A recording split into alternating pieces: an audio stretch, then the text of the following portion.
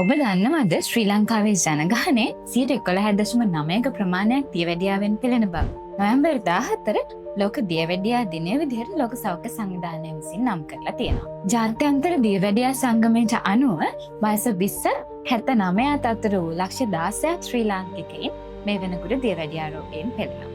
නමුත් සැබෑ සංඛ්‍යාව මීට වඩා තවත් වැඩි විය හැකි බවයි පවසන්නේ.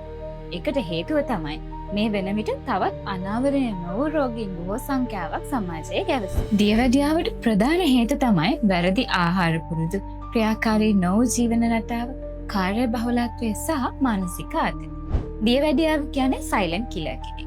දියවැඩියාවට පුළුවන් ඔබේ හෘදයට, වකුගඩුවලට, ඇස්වලට හානි කර දීර්ඝකාලීන අතුරු ආබාධ ඇති කරන්න. ඒ නිසා මේ ලෝක දියවැඩියා දිනයේදී අපි හැකිතාක් ඉක්මනින් රෝග නිර්ණය කිරීම සඳහා අවශ්‍ය පරීක්ෂණවලට යොමු.